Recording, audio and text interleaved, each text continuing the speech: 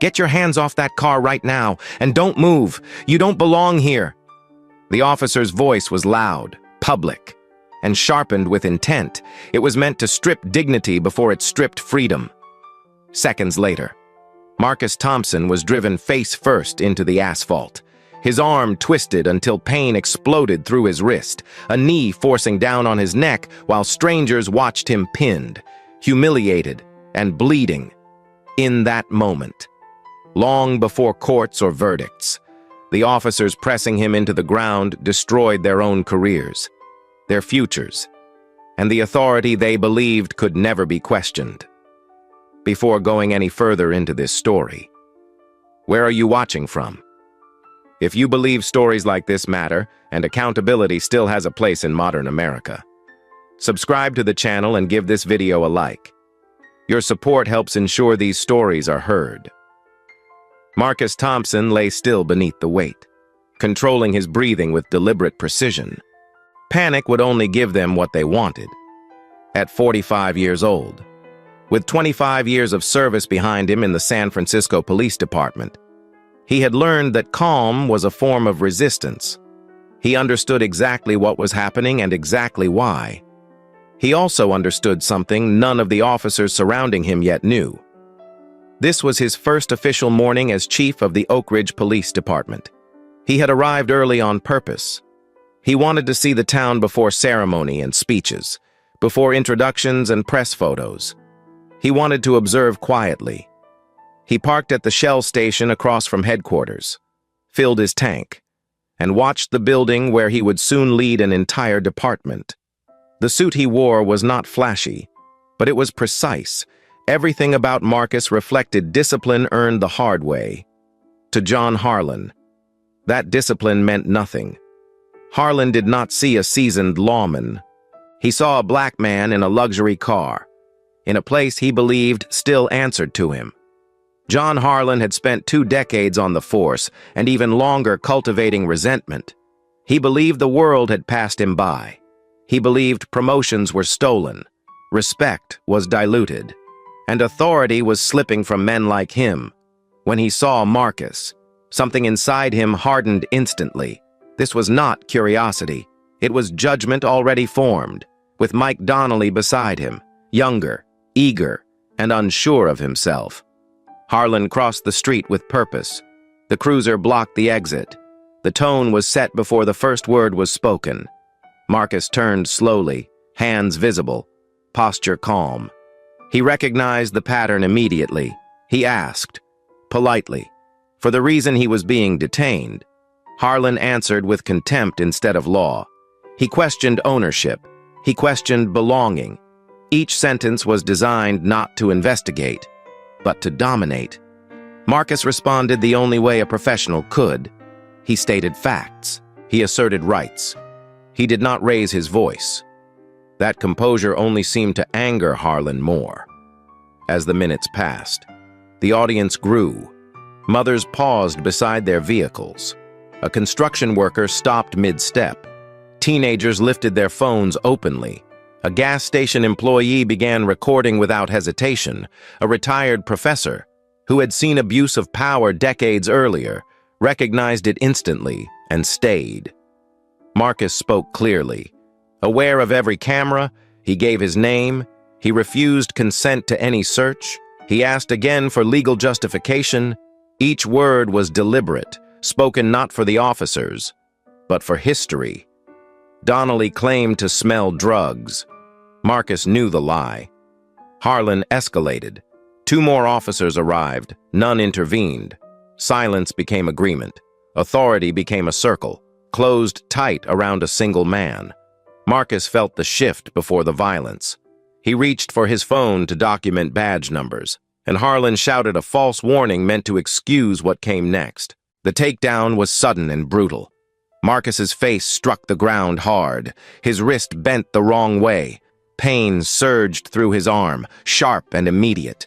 Harlan's knee came down on his neck with intent, not control. Commands were shouted that Marcus was already obeying. Around them, voices rose in protest. Someone screamed for them to stop. The retired professor stepped forward and was shoved aside. Phones continued recording. The truth was being preserved from every angle. Donnelly saw the cameras and panicked. Fear replaced confidence.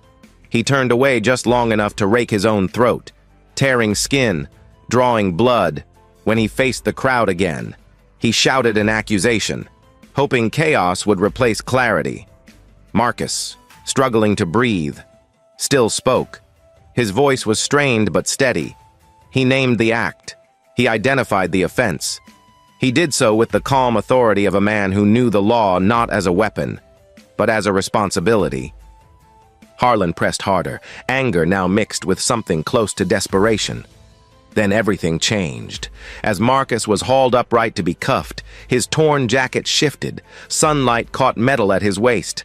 A badge, heavy, official, unmistakable. A witness gasped. The crowd fell silent. Harlan looked down and froze. The authority he had been abusing stood before him, injured, restrained, and undeniably in command. Marcus straightened as much as his body allowed. Blood marked his face. His left arm hung useless. His voice carried across the station, firm and controlled. He identified himself as chief. He listed the violations calmly, precisely, without drama. Each word landed like a verdict. Shock rippled outward. Donnelly stumbled backward. One officer lowered his eyes. Another froze with a hand half raised to his radio. Marcus did not shout. He did not threaten. He took control.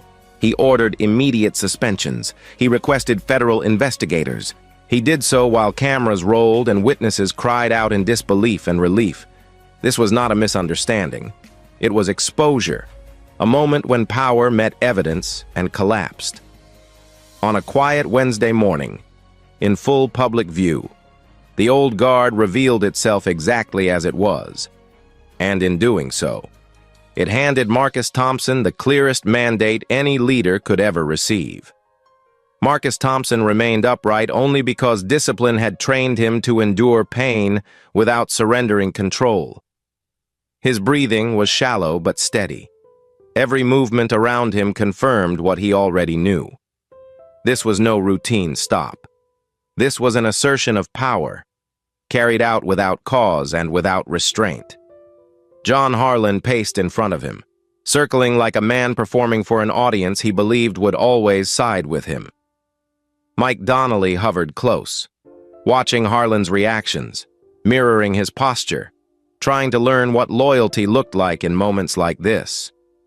The two additional officers, Sophia Ramirez and Chris Fletcher, stood back but close enough to signal alignment. No one told Harlan to stop. That silence mattered. Harlan leaned in, close enough that Marcus could smell stale coffee on his breath. "You still haven't told me why you're really here," he said, his voice low but sharp, chosen carefully to provoke. Marcus did not answer the question because it was not a real question. Instead, he spoke to the record. He stated again that he was legally parked, that he had committed no crime, and that he did not consent to any search of his person or vehicle. His voice carried clearly. Phones continued to record. Harlan's jaw tightened. He did not want clarity. He wanted submission. Donnelly took a step closer to the passenger side of the car and pretended to sniff the air. "I'm detecting a strong odor of marijuana," he announced, loud enough for witnesses to hear. Marcus turned his head slowly. "That statement is false," he said. "There are no illegal substances in my vehicle. I do not use them." The lie hung in the air, unsupported and obvious. It did not matter. Harlan nodded as if it were confirmed fact. Probable cause invented itself in real time. Harlan reached out and took Marcus's wallet without permission. He flipped it open, rifling through identification with deliberate disrespect. "San Francisco," he muttered. "That explains a lot." He looked up with a thin smile. "People like you come here thinking rules don't apply." Marcus felt the familiar weight of history pressing down. He had heard variations of that sentence his entire life. He did not respond emotionally. He responded precisely. He informed Harlan that taking his property without consent or cause was unlawful. He stated that the detention was illegal. He asked, again, for a supervisor. The request irritated Harlan more than any accusation could have. To him, it sounded like defiance. He gestured sharply, and within moments the situation expanded. Another cruiser arrived, then another. Radios crackled. The circle tightened. Marcus counted faces, counted cameras, counted witnesses. He understood that what happened next would not stay contained. That knowledge steadied him. Inside the gas station, Luisa Gomez watched with growing alarm. She had seen this before, though never this openly. She stepped closer to the window, holding her phone steady. Outside, Dr. Eleanor Hayes stood with her keys still in hand, unable to walk away. She recognized the imbalance immediately. She recognized the tone. She recognized the danger. Years of teaching constitutional law had taught her how quickly rights vanished when authority went unchecked. Harlan's voice grew louder. "You're being detained," he said. "Step away from the vehicle." Marcus complied slowly, deliberately, narrating each movement. He did not reach suddenly. He did not argue. He did not resist. He stated clearly that he was complying under protest. The officers heard the words. They chose to ignore them. Donnelly shifted nervously. He glanced at the phones, at the bystanders, at Harlan. His confidence began to waver. Harlan noticed and responded the only way he knew how. He escalated. He stepped closer, chest nearly touching Marcus's. "In this town," he said, "you show respect." The implication was unmistakable. Marcus met his gaze without flinching. "Respect is not demanded," he replied calmly. "It is earned through lawful conduct." That sentence broke something fragile. Harlan's face hardened. He took a step back, then another, as if preparing himself.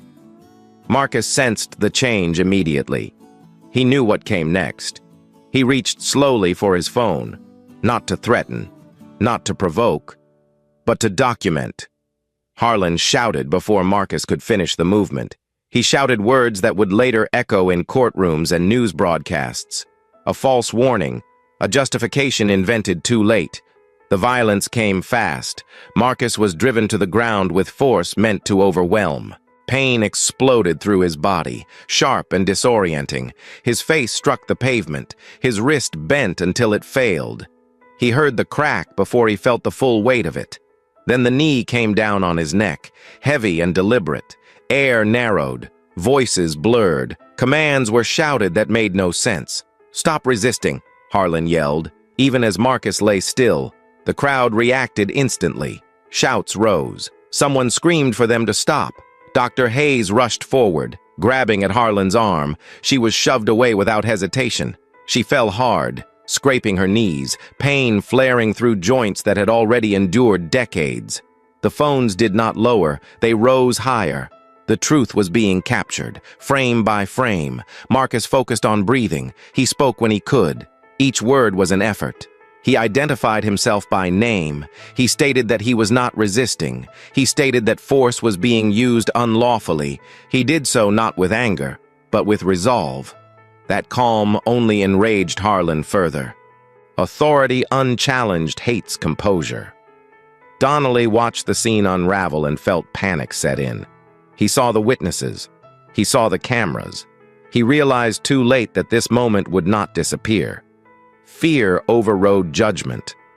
He turned away briefly, just enough to believe he was unseen, and raked his own throat with his fingernails. Blood flowed. He spun back toward the crowd, shouting an accusation meant to rewrite reality.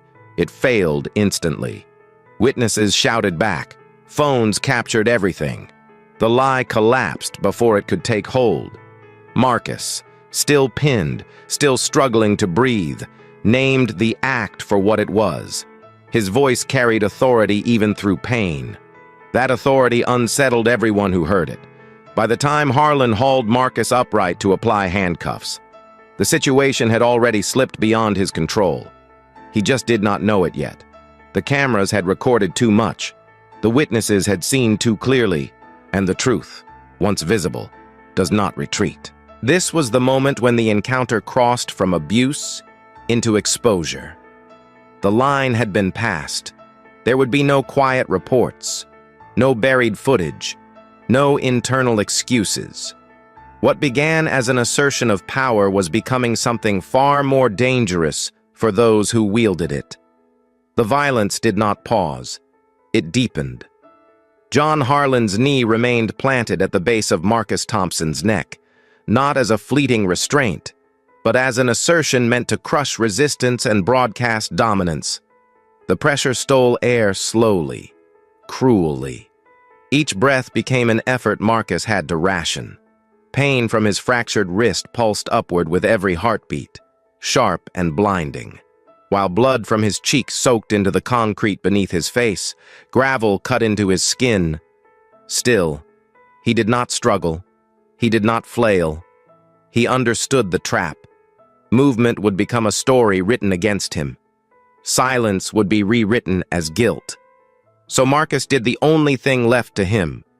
He spoke. "I am not resisting," he said, forcing each word out carefully, deliberately, with control. "Your knee is on my neck. This force is excessive and unlawful." His voice was strained but steady, trained by decades of testimony, by years of explaining facts to people who did not want to hear them, around them. The crowd reacted as one, gasps, shouts. Someone cried out that he could not breathe. Phones shook as hands trembled, but they did not lower. Every second was being preserved. Harlan heard the words and responded with anger, not restraint. Calm unnerved him. Composure threatened his authority.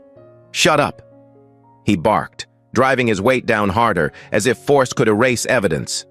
To Harlan, this was no longer about suspicion or procedure. It was about control, about proving that the badge still bent reality in his favor. He leaned in close and whispered insults meant to wound, words soaked in bitterness and entitlement. Marcus absorbed them without response. His focus narrowed to one goal. Stay conscious. Stay precise. Let the truth do the work. Dr. Eleanor Hayes pushed forward again, ignoring the pain in her knees and the ache in her hands. Her voice cut through the chaos, sharp and unwavering. She demanded they stop. She demanded a supervisor. She cited the law with clarity born of decades of study and protest. Harlan shoved her aside again, harder this time, sending her backward onto the pavement. A wave of outrage rippled through the witnesses. Several shouted that they had seen everything. A teenager's voice cracked as he begged the officers to stop. Luisa Gomez stepped fully outside now, her phone held with both hands, knuckles white, recording every second. She knew, without anyone telling her, that what she was capturing would matter. Mike Donnelly stood just behind Harlan, frozen. He watched the knee. He watched Marcus's stillness. He watched the growing number of phones pointed directly at them. Fear crept in, cold and sharp. This was not what he imagined policing to be. This was not the controlled authority he had been promised. He felt the moment slipping beyond anything he could manage. Loyalty pulled him one way. Survival pulled him another. Panic won. That panic drove him to an act that would define him forever. Donnelly turned his back to the crowd for a fraction of a second, long enough to convince himself he was unseen. He raised his hands and dragged his fingernails violently across his own throat. Skin tore. Blood spilled immediately, hot and shocking. He inhaled sharply, pain and adrenaline colliding. Then he spun back toward the witnesses, eyes wide, voice high and desperate. "He attacked me. He shouted. You all saw it. The reaction was instant and unforgiving. No, he didn't. You did that to yourself. It's on camera." Voices overlapped, angry and certain. Luisa shouted from the doorway that she had filmed everything. Dr. Hayes pointed, trembling but resolute, stating clearly what she had seen. Above them, The fixed security camera mounted over the gas station entrance captured the entire sequence in sharp, unbroken detail. There was no missing angle, no confusion, no room for interpretation. Marcus heard the accusation and summoned his voice again, even as pressure crushed his airway. "Officer Donnelly," he said, each word carefully formed. "You have just inflicted injury upon yourself and falsely accused me of assault. That is a serious criminal offense." The words landed with weight. They were not shouted, they were stated. Even Harlan hesitated for a heartbeat. Authority, when spoken with certainty, still carried power. Harlan responded by tightening his grip. Anger now edged with something else. Fear. "You think you're smart," he snarled. "You think talking is going to save you." He grabbed Marcus and hauled him upright with unnecessary force. Marcus staggered, his injured arm hung uselessly at his side. Pain flared so sharply it nearly stole his vision. Blood dripped onto the concrete. The crowd gasped as phones zoomed closer, capturing every detail, as Harlan pulled Marcus upright to apply the cuffs. Fabric tore. The tailored jacket split at the seam and slid aside. Sunlight struck metal at Marcus's waist. For a moment, time seemed to slow. Dr. Hayes froze mid-step, her breath catching. "Wait," she said, disbelief creeping into her voice. That badge. Her words cut through the noise like glass. Harlan looked down without thinking. His eyes locked onto the gold star hanging unmistakably from Marcus's belt. The effect was immediate. Color drained from his face. His mouth opened, but no sound came. Donnelly's eyes widened in terror. He stumbled backward, tripping over his own feet, nearly falling into the frame of a teenager's phone. The other officers stiffened, unsure where to look, unsure what to do. Marcus straightened as much as his body would allow. His breathing was labored. Blood marked his face. His left wrist throbbed with every pulse. Still, his posture carried command. He did not shout. He did not boast. He spoke with calm authority that could not be mistaken. "I am Chief Marcus Thompson," he said. "You have just assaulted your commanding officer. You have illegally detained me, searched me, and used excessive force under color of law.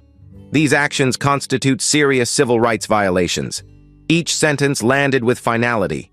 Radios crackled. No one spoke. Harlan's knees buckled. He dropped to the ground, not out of respect, but out of collapse. "Chief," he stammered, desperation spilling into his voice. "We didn't know. Please." Marcus did not raise his voice when he responded. "You did not need to know who I was," he said evenly. "You needed to follow the law. You chose not to." The crowd erupted. Cheers broke out. Some people cried openly. Others stood in stunned silence, hands over their mouths. Phones continued recording as Marcus reached down with his good hand and took Harlan's radio. His movements were slow but deliberate. "Dispatch," he said, his voice steady despite the pain. "This is Chief Marcus Thompson. Send FBI Civil Rights and Internal Affairs to the Shell Station on Bayview Avenue immediately. 4 officers are suspended pending investigation." In that moment, control shifted completely. What had begun as unchecked violence born of prejudice became exposure sealed by evidence. There would be no quiet reports, no buried footage, no excuses strong enough to outrun the truth. The record was complete, and everyone present understood the same thing. There was no going back. The moment the badge caught the light, authority collapsed in real time. What had seconds earlier been noise, shouting, and aggressive certainty dissolved into stunned quiet. John Harlan remained on his knees, hands hovering uselessly in front of him, his posture no longer commanding but empty, as if the meaning had drained from his uniform. Mike Donnelly stood several steps back, blood streaking his neck, his earlier accusation now ringing in his ears like a confession he could not take back. Sophia Ramirez and Chris Fletcher avoided every camera, every witness, every pair of eyes that now judged them. At the center of it all stood Marcus Thompson, injured, breathing with effort, yet unmistakably in control. Marcus did not raise his voice. He did not savor the reversal. He did not lecture. He spoke with the calm precision of a man who understood that every word would be replayed, dissected, and remembered.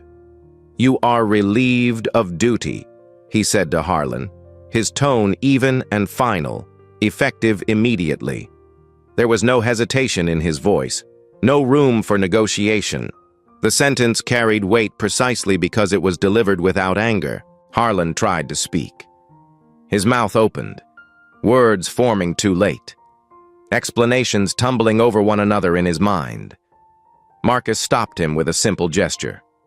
"Do not speak," he said. "Anything you say now will become part of a federal record." The warning landed hard. Harlan's shoulders slumped, for the first time since he stepped out of his cruiser. He looked small. Power had left him completely, and he could feel it. Marcus turned toward Donnelly. The younger officer's eyes were wide, unfocused, darting between the cameras and the blood on his own hands. "You will remain where you are," Marcus said. "Medical personnel will document your injuries. Federal investigators will document how they occurred." Donnelly nodded weakly, understanding too late that the lie he had attempted to create was now preserved forever from multiple angles. Panic had sealed his fate. Marcus then faced Ramirez and Fletcher. He did not accuse them. He did not soften his tone. "You did not intervene," he said. "You did not report. You chose silence." The words were measured, but they cut deeply. Both officers lowered their eyes. In that moment, they understood that neutrality had not protected them. Silence had placed them on the wrong side of the record. Around them, the crowd finally exhaled. Some people clapped, not loudly, not triumphantly, but with restrained disbelief. Others cried openly. Dr. Eleanor Hayes stood with her hands clasped together, tears streaming down her face, not from fear or pain, but from vindication. She had spent a lifetime believing that law mattered only when enforced. Here, she was watching enforcement finally turn inward. Luisa Gomez lowered her phone briefly, wiped her eyes, then raised it again. She knew this moment would be studied, replayed, and argued over. She wanted it captured cleanly. Marcus reached for the radio, his injured arm trembling despite his effort to steady it. He held the device in his uninjured hand and spoke clearly. "Dispatch," he said. "This is Chief Marcus Thompson. I am requesting immediate response from Internal Affairs and the FBI Civil Rights Division to the Shell Station on Bayview Avenue. This scene is now under federal jurisdiction." The response crackled back. Stunned but compliant, sirens began to echo faintly in the distance. Marcus then did something no one expected. He addressed the witnesses directly. "Do not stop recording," he said. "Preserve your footage. You will be contacted." His words transformed the crowd. They were no longer bystanders. They were participants in accountability. The instruction validated every shaking hand holding a phone, every person who had chosen not to look away. Paramedics arrived and moved carefully through the crowd, which parted without resistance now. They examined Marcus's wrist, checked his breathing, and documented the bruising already darkening his neck. One medic urged him to lie down. Marcus shook his head. "Not yet." He said, "Secure the scene first." The request was firm, not reckless. Leadership, for Marcus, had never meant comfort. It meant responsibility. As medical staff worked, additional units arrived, this time under very different authority. Internal Affairs officers began separating individuals, marking positions, noting witness names. Federal agents arrived quietly but decisively, their presence immediately shifting the atmosphere. The local officers who had once seemed untouchable now looked uncertain, restrained, and exposed. FBI Special Agent Lisa Chen arrived less than an hour after the call. She surveyed the scene with practiced calm, noting the crowd, the cameras, the blood, and the stunned expressions of officers who now understood the gravity of what they had done. Her eyes met Marcus's briefly. There was no ceremony, no introduction needed. "We'll take it from here," she said. Marcus nodded once. "I expect nothing less," he replied. Harlan was placed in handcuffs by federal agents, not by Marcus. The sound of the cuffs closing around his wrists was sharp and final. The crowd watched silently as he was lifted to his feet. His face was pale. His earlier confidence had evaporated completely. He tried once more to speak as he was led away, his voice cracking with desperation. Marcus did not respond. Some conversations end without acknowledgement. Donnelly was escorted separately, still muttering weak explanations, still insisting that everything had happened too fast. The agents did not argue. They did not challenge him. They did not need to. Cameras had already answered every question he tried to avoid. Ramirez and Fletcher were taken aside and informed of their status. Cooperation was mentioned. Consequences were implied. Both nodded, realizing that inaction had cost them far more than they had imagined. By the time Marcus was finally guided onto a stretcher, news alerts were already lighting up phones across the country. Videos had gone live, commentators were reacting, millions were watching, but Marcus focused only on the moment in front of him. Reform was no longer a promise he would make from behind a desk. It was an obligation written in pain, evidence, and public record. As the stretcher doors closed, Marcus allowed himself one controlled breath. His wrist throbbed, his neck burned, his body ached in ways that would linger. This was not how he had planned his first day as chief, but it was how change often began. Not with speeches, not with policies, but with exposure so complete that denial became impossible. Across the street, the Oak Ridge Police Department headquarters stood unchanged. The flags still waved. The glass still reflected the sky. But everything beneath them had shifted. The old guard had revealed itself fully, in daylight. Before witnesses, it could not intimidate or silence. And now, under Marcus Thompson's command, the department would have no choice but to confront what it had tried for too long to ignore. The aftermath unfolded with a speed that stunned even seasoned investigators. By the time Marcus Thompson was taken from the gas station to the hospital, the incident had already escaped the limits of Oak Ridge. The videos moved faster than any official statement ever could. They crossed state lines in minutes, national borders in hours. Millions watched a black police chief pinned to the ground by his own officers. They heard his calm voice naming violations as they happened. They saw a younger officer injure himself in panic. They witnessed the instant a badge shattered a lie. There was no ambiguity. There was no space for spin. The truth had arrived intact at the hospital. Physicians confirmed what Marcus already felt in his bones. His wrist was fractured cleanly. Ligaments were torn. His neck showed deep bruising consistent with dangerous restraint. Cuts along his face required stitches.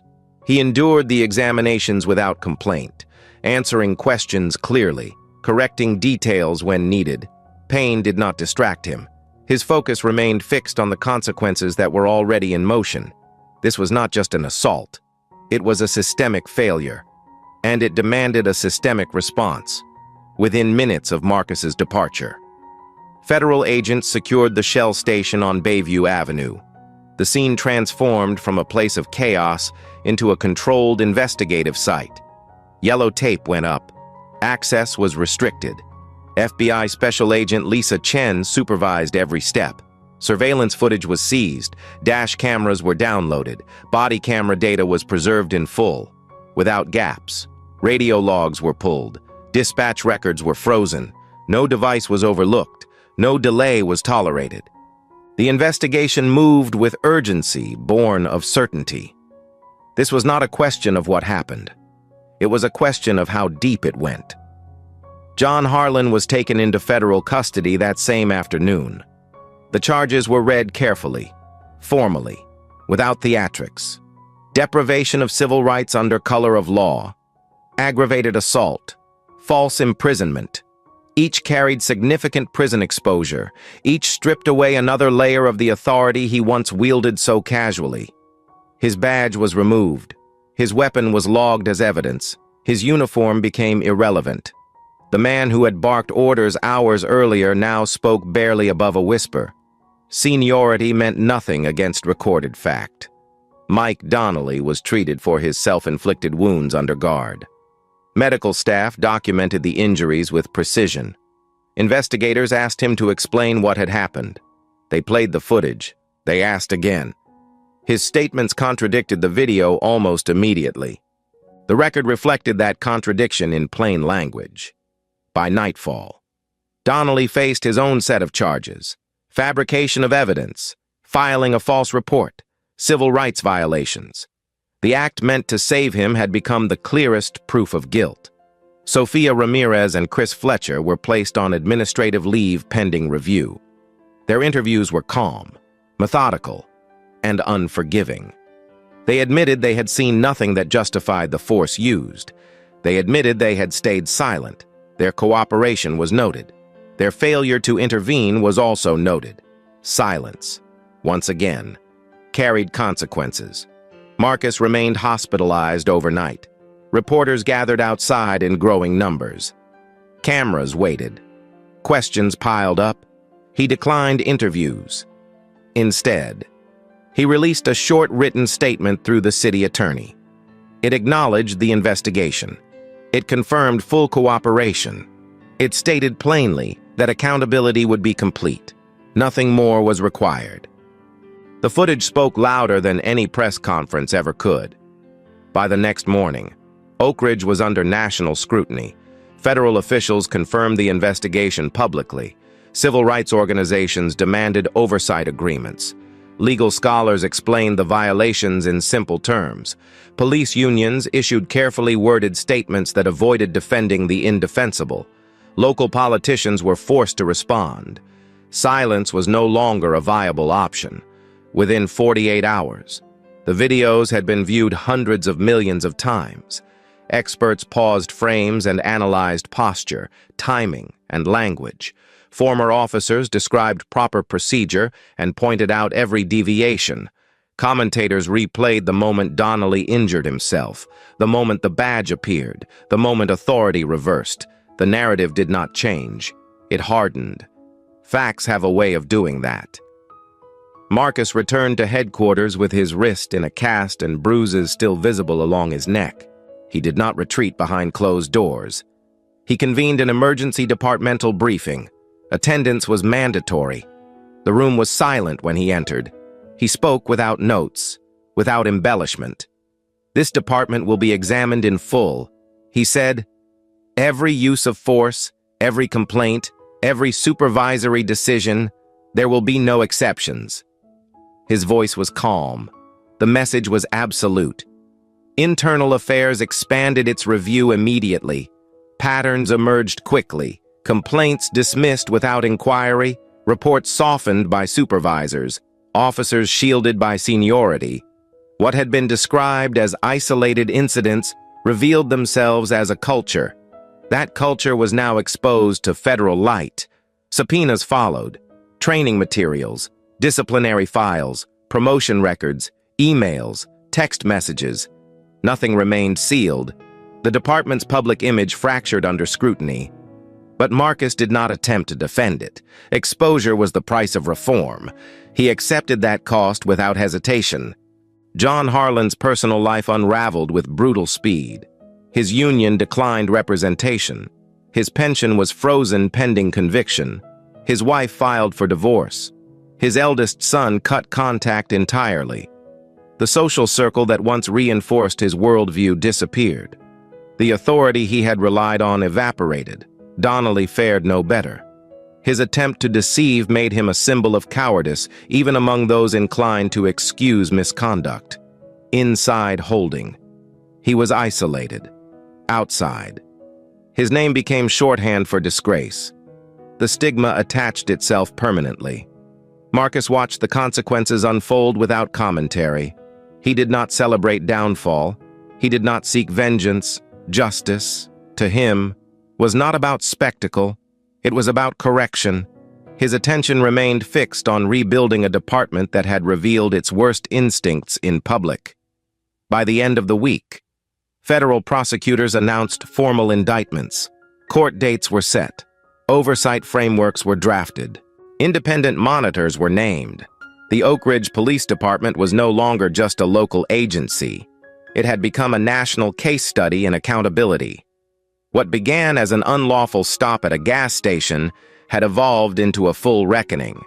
Evidence had spoken, authority had been stripped, and the work Marcus Thompson had come to Oak Ridge to do was no longer theoretical.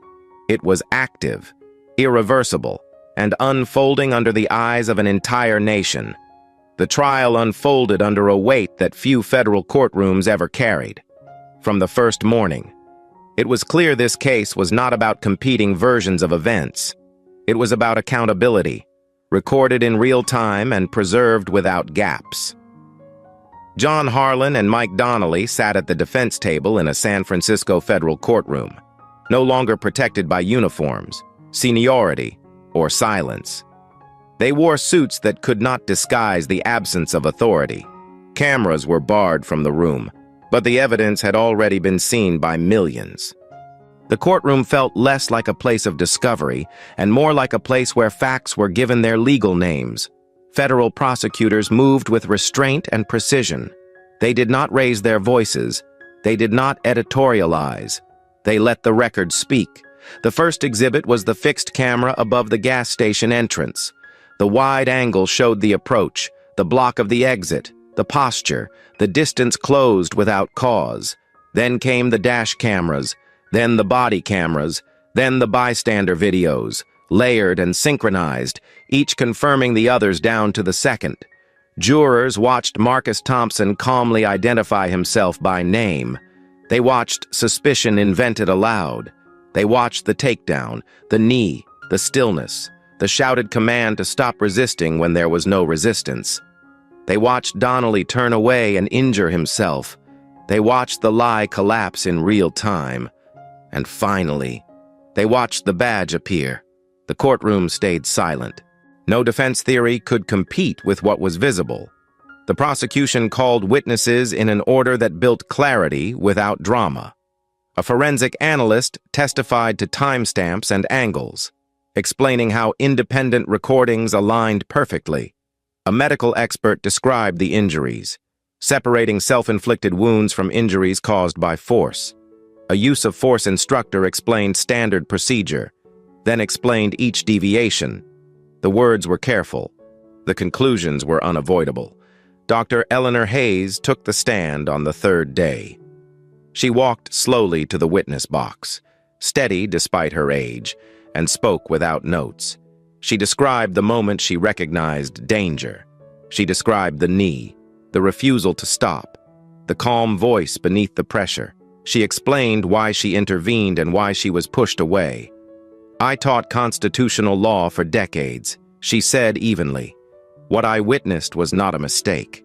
It was abuse." The defense asked a single question and then stopped. There was nothing to add. Luisa Gomez testified next. Her hands shook slightly as she spoke, but her voice held. She explained why she began recording. She explained why she did not stop. She described the moment she saw Donnelly hurt himself and the instant she realized the lie would fail, when the defense suggested confusion. The prosecutor replayed her video in open court. The questioning ended. Special Agent Lisa Chen testified to the investigation. She explained how footage from separate sources aligned to the second, how radio logs confirmed no threat call, how medical documentation contradicted Donnelly's report, how text messages sent afterward revealed attempts to coordinate explanations. This case did not rely on inference. She said, it relied on records. Her testimony was clinical. It was devastating. Marcus Thompson testified last. He did not speak as a man seeking sympathy. He spoke as a professional explaining a failure of duty. He described his restraint, his effort to de-escalate, his decision to narrate events aloud so the record would be clear. He explained why calm matters when power is abused. He described the pain briefly, without emphasis, then returned to principle. When asked what he wanted from the court, he did not hesitate. Accountability. He said, "So this does not happen again." The room remained still. The defense attempted to argue stress, confusion, split-second judgment. The prosecutor responded by replaying the footage again, slowly, frame by frame. Seconds stretched, confusion vanished, intent remained. The jury deliberated for less than a day. The verdicts came back unanimous, guilty on all counts. There was no gasp, no outburst, only a quiet understanding that the outcome had been inevitable from the moment the cameras captured the truth.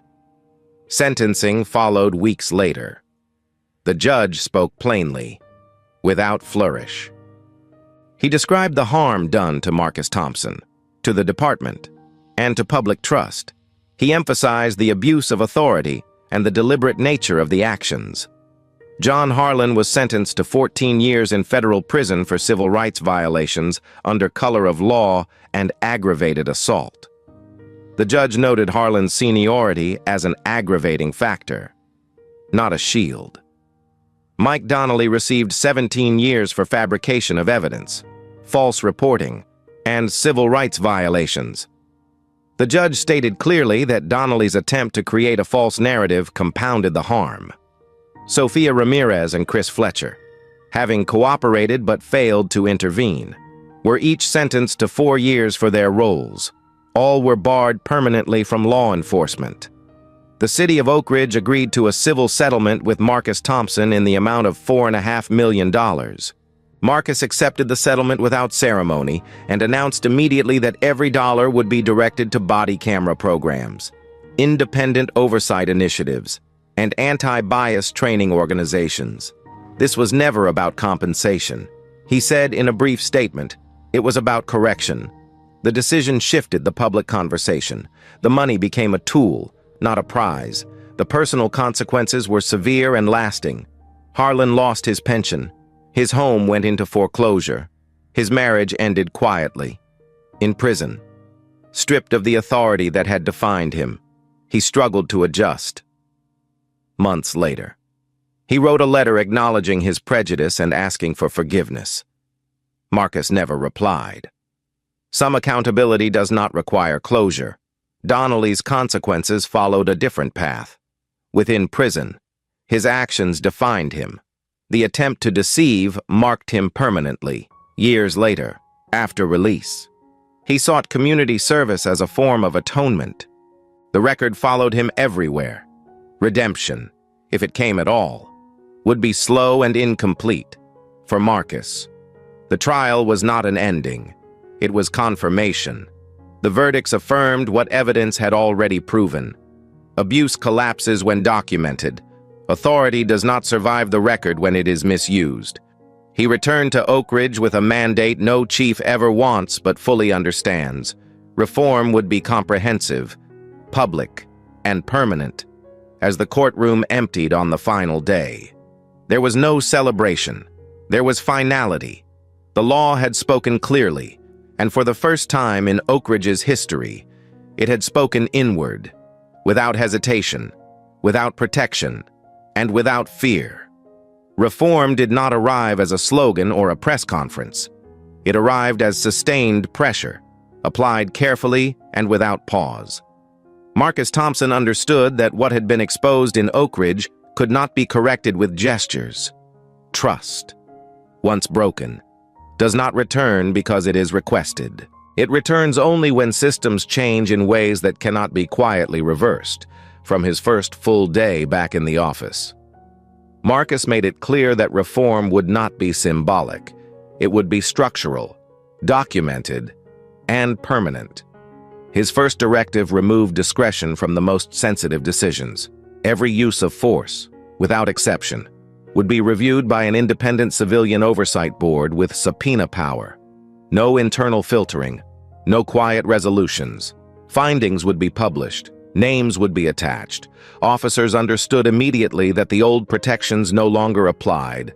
Some resisted, some complained. Marcus did not argue. He enforced. Body camera policy was rewritten line by line. Cameras were mandatory at all times on duty. Any interruption required written justification and immediate supervisor review. Footage could not be delayed, edited, or selectively released. Failure to comply resulted in suspension. Repeated violations resulted in termination. Within months, compliance reached nearly 100%.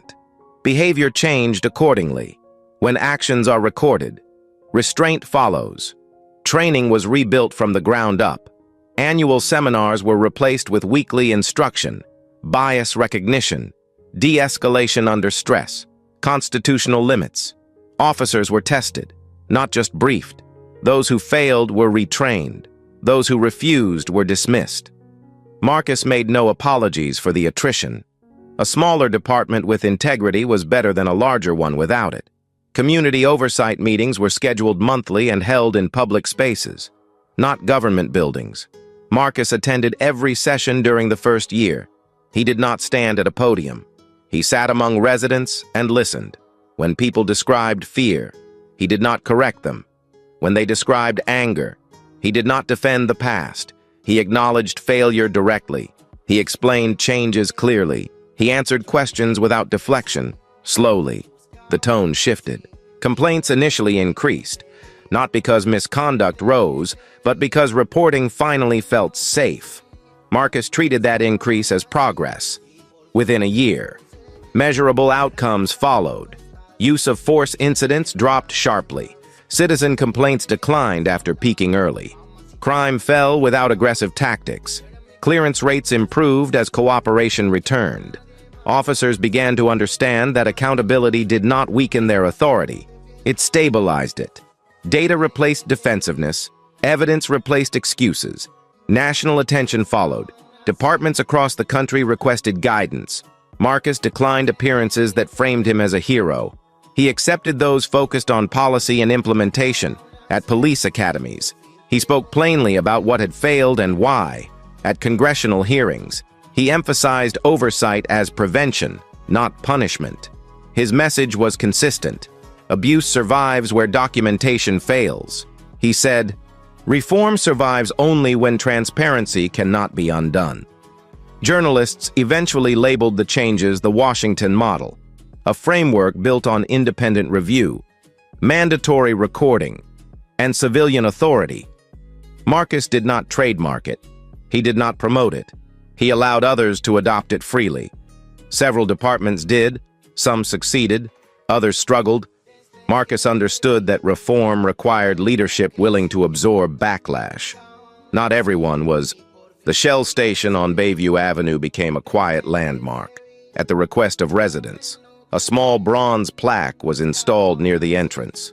It bore a simple inscription, "Site where justice was recorded." Marcus did not attend the installation. He did not want the moment personalized. He wanted it remembered accurately. Evidence, not individuals, had forced change, privately. The cost remained. His wrist never healed perfectly. Cold mornings brought a dull ache that reminded him of the pavement and the pressure. He accepted it without complaint. Pain was easier to carry than silence. He never spoke publicly about forgiveness. Forgiveness, he believed, was personal. Accountability was institutional. John Harlan served his sentence largely isolated, stripped of the authority that had once defined him. Years into incarceration, he admitted to a reporter that prejudice had shaped his actions. The admission changed nothing. Society moved forward without him.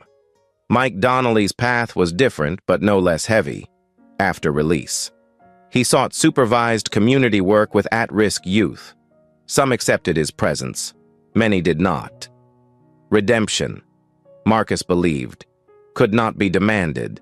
It could only be earned, quietly, over time. on a quiet afternoon. Marcus stood in his office overlooking the bay. The water was calm. The city moved steadily below. Inside the department, procedures were followed without drama. Cameras were visible. Reports were thorough. Officers greeted residents by name.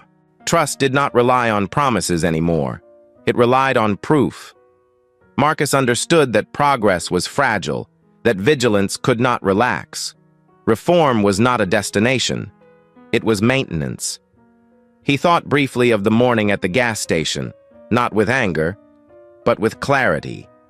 That moment had stripped away illusion and left only evidence. It had revealed who would abuse power when unobserved and who would remain still and speak when crushed beneath it. The difference mattered. Marcus Thompson did not seek to become a symbol. Circumstance made him one. Response defined him. He refused to let violence define his legacy. He let accountability define the system. Oak Ridge changed because it had to. Other cities followed because they saw that change was possible. The legacy was not perfect. No reform ever is. But it was real, measurable, and sustained. And in a nation watching closely, it proved something essential. When truth is recorded, when courage holds steady, and when authority finally examines itself without fear. Justice does not whisper, it speaks clearly, and once heard, it cannot be ignored. Thank you for watching and standing with stories that demand accountability. If this story moved you, please like the video, subscribe to the channel, and share it with someone who believes justice still matters. Your support helps these stories be heard.